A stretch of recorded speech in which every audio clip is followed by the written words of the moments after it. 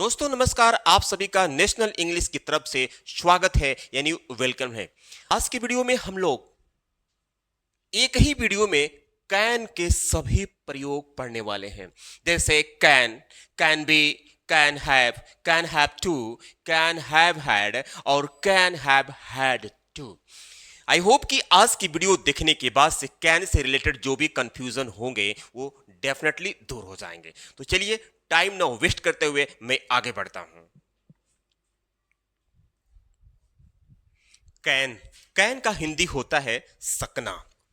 ठीक, इसका मतलब सकना होता है।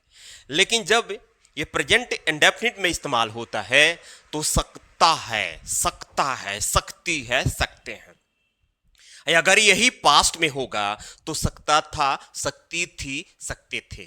ठीक, तो चलिए सबसे पहले कैन का प्रयोग हम पावर एबिलिटी यानी पावर और एबिलिटी मतलब शक्ति या क्षमता तथा परमिशन के लिए होता है। मतलब इसका जो प्रयोग है कैन का दो तरीके से होगा, पावर एबिलिटी के लिए तथा परमिशन के लिए। ठीक, तो सबसे पहले हम पढ़ते हैं पावर एबिलिटी। पावर मतलब शक्ति, एबिलिटी का मतलब क्षमता।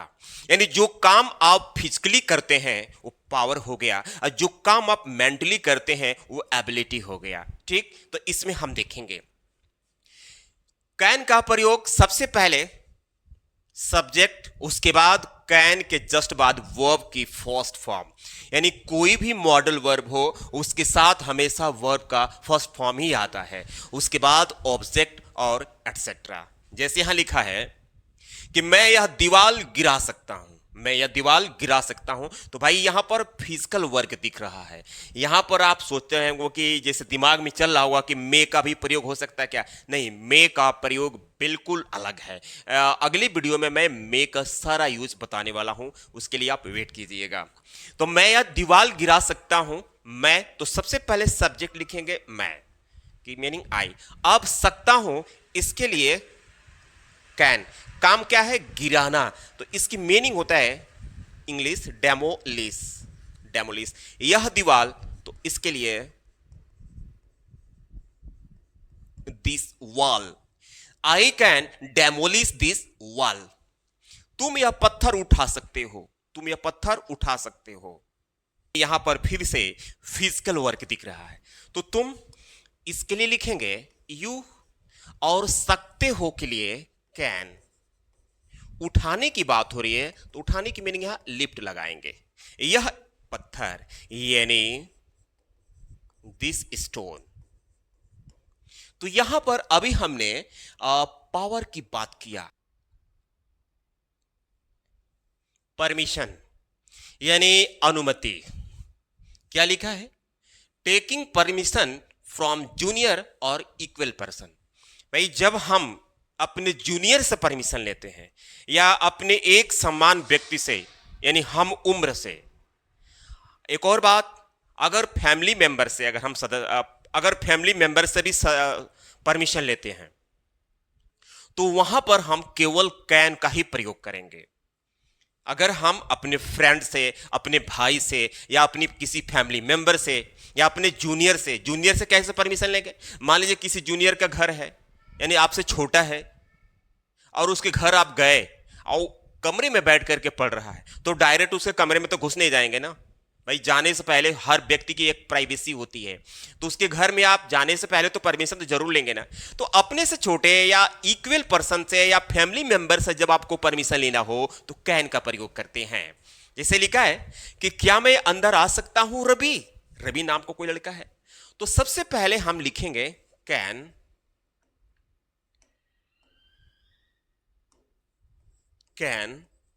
मैं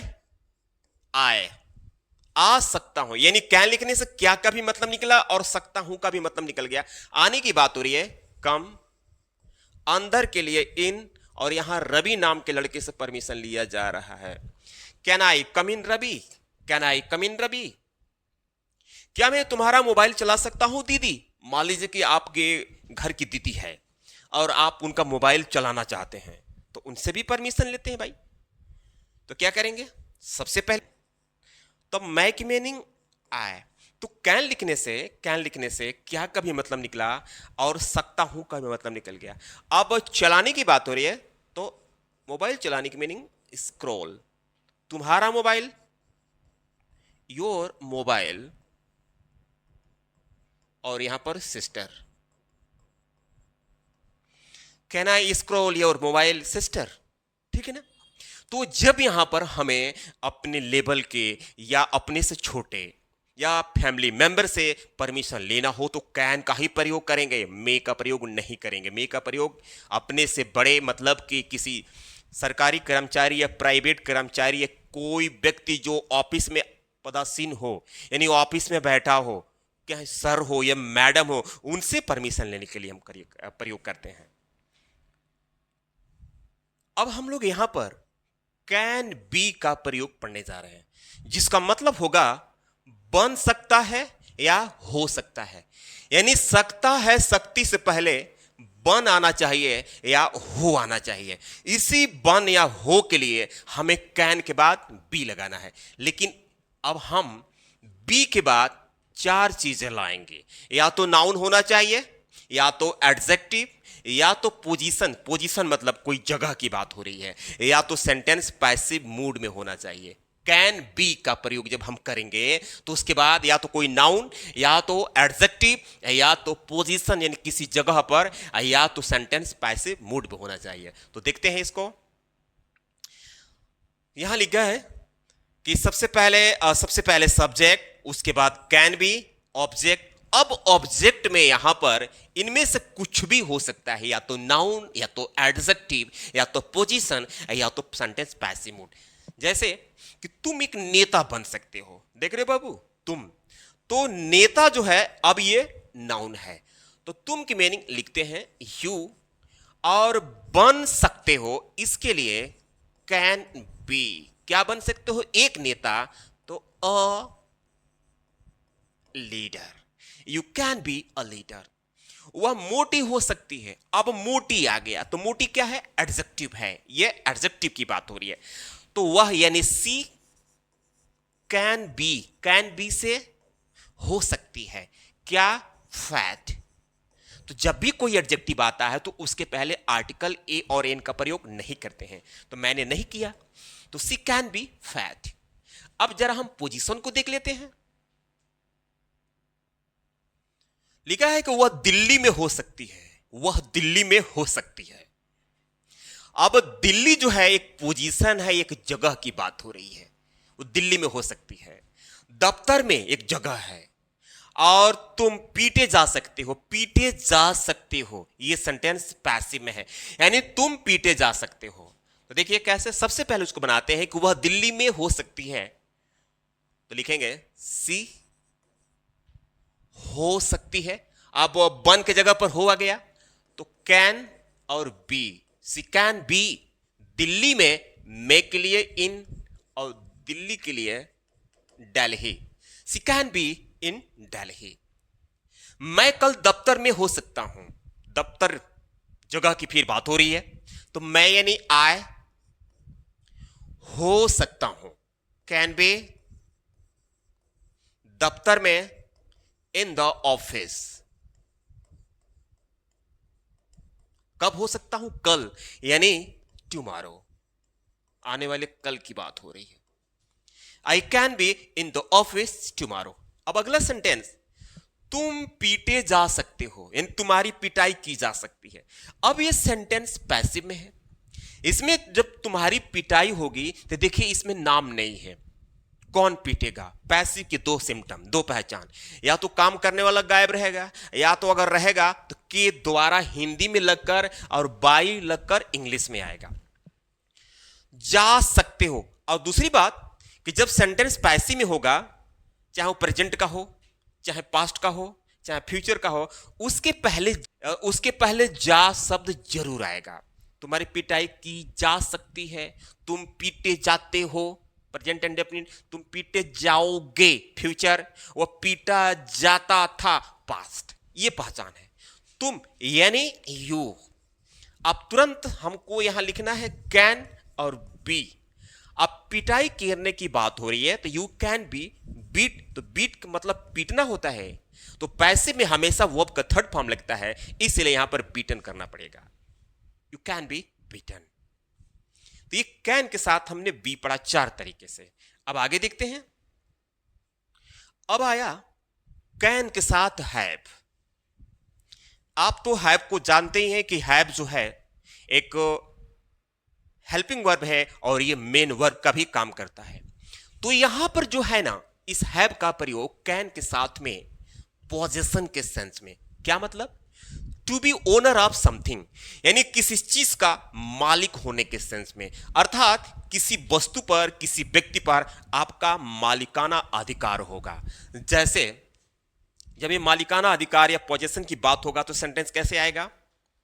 पहचान बता दिया हूं, रख सकते हो या रख सकता है या पास हो सकता है। सिंपली सी बात है, जैसे मेरे पास पैसे हैं तो आई हैव मनी, हैव लगाते हैं ना पास के लिए, या मैं जैसे मान लीजिए। तो इस सेंस में जब हम पोजीशन की बात करेंगे, यानी पास वाला सेंटेंस आ जाए, जैसे पास हो सकता है या रख सकते हो, इस तरह के जब सेंटेंस आ जाए तो हमें कैन के बाद हैव लगाना है। ठीक, जैसे सबसे पहले सब्जेक्ट, उसके जस्ट बाद कैन हैव। अब ऑब्जेक्ट के रूप में यहां कोई नाउन आ सकता है। ठीक, ईटीसी होगा तो लिखेंगे, वरना नहीं लिखेंगे। जैसे तुम एक हाथी रख सकते हो, कोई किसी को बोल रहा है कि देखो भाई तुम हाथी रख सकते हो, तुम उसके लायक हो।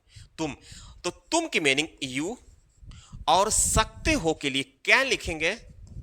और रखने की बात हो रही है, देखो यहां लिखा है ना बाबू, रख रख, तो कैन हैव, क्या रख सकते हो? एक हाथी, an elephant. You can have an elephant. आप एक कार रख सकते हैं, आप यानी यू। अब आ गया रख सकते हैं, तो सकते हैं कैन, रखने की मीनिंग हैव। क्या रख सकते हैं? एक car, car. You can have a car. उसे खांसी हो सकता है। अब देखिए, उसे अगर किसी बीमारी के सेंस में बात की जाए, तुमको बुखार हो सकता है, तो बुखार हो सकता है मतलब तुम बुखार के मालिक हो सकते हो।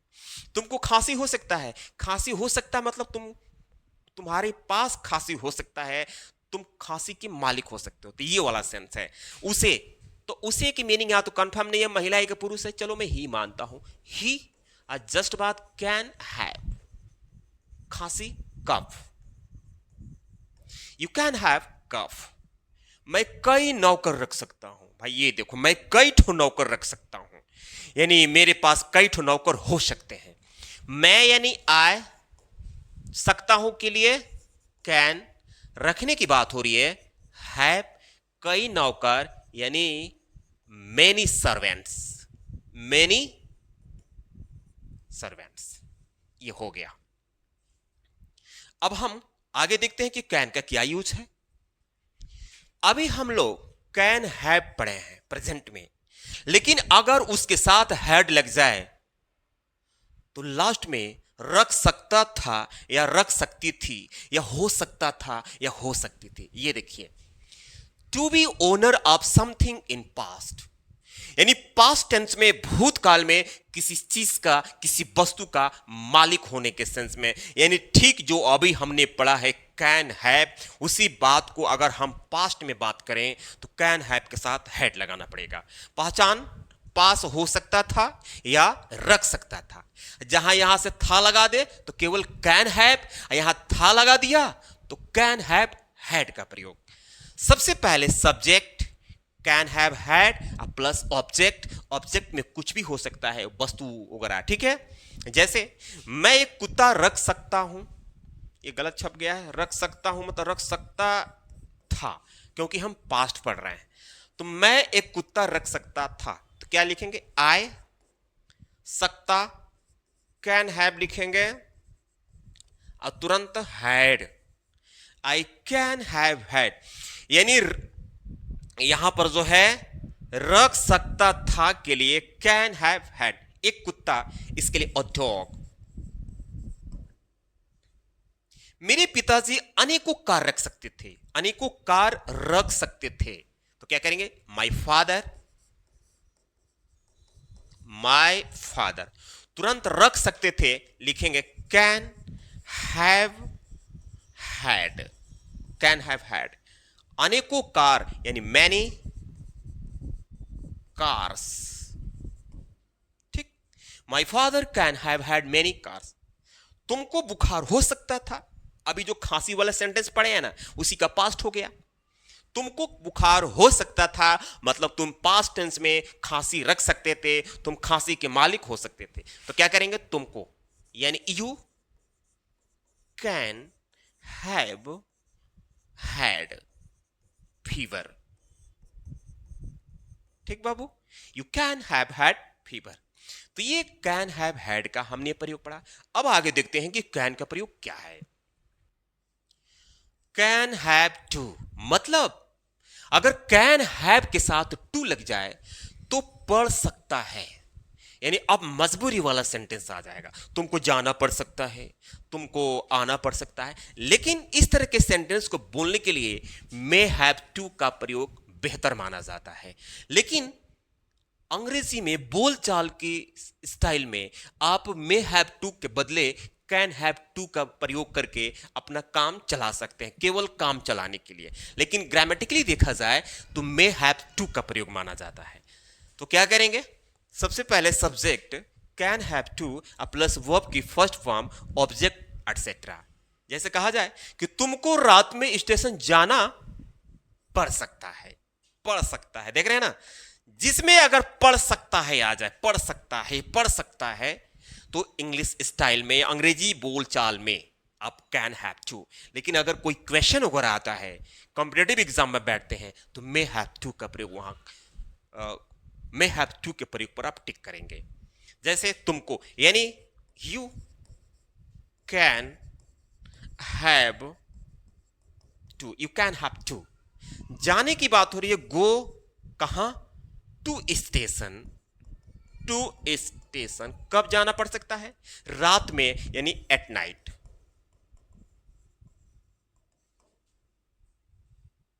You can have to go to station at night, हमें जंगल से होकर जाना पड़ सकता है, हमें जंगल से होकर जाना पड़ सकता है, मजबूरी है, हमें यानी वी, तुरंत लिखेंगे can have to, we can have to, जाने की बात हो रही है, गो। अब यहां जंगल से होकर की meaning through the forest, through the forest, we can have to go through the forest. अब इसी का हम लोग पास्ट पढ़ लेते हैं। जैसे अभी आपने कैन हैव टू पढ़ा, लेकिन अब इसमें हैड लग गया, यानी कैन हैव हैड टू, जिसका मतलब होगा पढ़ सकता था, ठीक, यानी पढ़ सकता था, इसका पहचान होगा। यानी जब भी हिंदी सेंटेंस के लास्ट में पढ़ सकता था अगर आपके दिमाग में आए या कहीं कॉपी पर, बुक पर लिखा हुआ दिख जाए, तो कैन हैव टू का प्रयोग करेंगे। जैसे मुझे जंगल में रुकना पड़ सकता था, तो इसका स्ट्रक्चर देखते हैं। सबसे पहले हमें सब्जेक्ट के जस्ट बाद कैन हैव हैड टू, अब प्लस टू के बाद आपको पता ही है कि वर्ब का फर्स्ट फॉर्म आएगा, और उसके बाद ऑब्जेक्ट। मुझे जंगल में रुकना पड़ सकता था, मुझे यानी आई, पढ़ सकता था, इसके लिए कैन हैव हैड टू। रुकने की बात हो रही है, यानी ठहरने की बात हो रही है, स्टे, इसके लिए स्टे, जंगल में, इन द फॉरेस्ट, ठीक है। मेरे दोस्त को बारिश में भीगना पड़ सकता था, मेरे दोस्त को, यानी इसके लिए लिखेंगे my friend can have had to. भीगने की बात हो रही तो भीगने की मीनिंग होता है ड्रेंच, बारिश में यानी इन द रेन।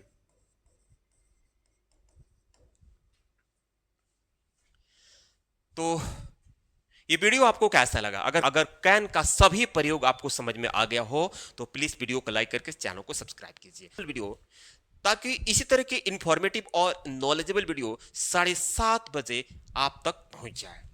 मैं मिलता हूं अगले वीडियो में, तब तक के लिए धन्यवाद।